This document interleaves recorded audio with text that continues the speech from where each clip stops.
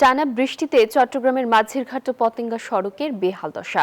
খানাখন্দে ভরায় সড়কে ঝুঁকি নিয়ে চলছে যানবাহন, প্রায়ই ঘটছে দুর্ঘটনাও। এতে দুর্ভোগে পড়েছেন যাত্রী ও চালকরা। সিটি মেয়র বলছেন, বৃষ্টি থামলেই শুরু হবে সংস্কার কাজ। তবে টেকসই সড়ক নির্মাণের দাবি নগর পরিকল্পনাবিদদের। নয়ন পুরাজয়ের আরও একটি রিপোর্টে বিস্তারিত।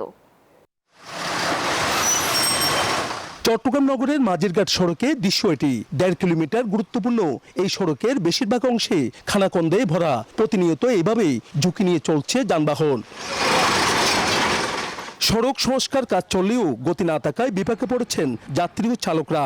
কঙ্কর কয়টা ফালায়, বালু কয়টা ফালায়, আর খবর থাকে না। গাড়ি চলাচল, মানুষ চলাচল, মানুষের রোগী নেওয়া, যে মানুষের যাতে সিরিয়াসলি ভোগান্তি। দীর্ঘ মনে করেন 3-4 মাস রোডটা কাটা রাখছি, রোডটা কোনো ক্লিয়ার করতেছে না। একটা লোড গাড়ি যদি এখানে উল্টে যায়, মানুষগুলো মারা গেলে তারপরে এরা আসবে। একই চিত্র পতেঙ্গা সড়কেরও।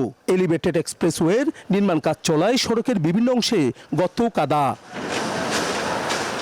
দ্রুত এইসব সড়ক সংস্কারের কাজ শুরু হবে বলে জানালেন সিটি মেয়র। পাশের যে রাস্তা অ্যাকর্ডিং টু প্রসিডিউর তাদের এটা কিন্তু ঠিক করে দেওয়ার কথা, কিন্তু দুর্ভাগ্যবশত আমরা দেখতে পাচ্ছি রাস্তাটা এখনো তারা ঠিক করেনি। 4 থেকে 5 দিনের মধ্যে সমস্ত তাদের কনস্ট্রাকশন ম্যাটেরিয়ালগুলো সরিয়ে ফেলতে, মাটিগুলো সরিয়ে ফেলতে আমরা এখানে কিন্তু রাস্তা তাদেরই করার কথা ছিল। তো রাস্তা যদি তারা না করে আমরা রাস্তাটা করে দেব, এবং তারাও কিছু বলেছে কিছু কাজ তারা করবে রাস্তার মধ্যে। তবে টেকসই সড়ক নির্মাণের দাবি নগর পরিকল্পনাবিদদের। মেজর মেরামত কিন্তু আপনার বর্ষাকালে করাটা ঠিক না, কারণ এটা টিকানো যাবে না। বর্ষার পরেই রৌদ্র যখন উঠবে তখনই মেজর মেনটেন্যান্স করা যাবে। আর এখন শুধু যানবাহন চলাচলকে স্বাভাবিক রাখার জন্য, গর্ত যেন বড় হয়ে না যায়, পথহোল রিপেয়ারটা বর্ষাকালে হবে।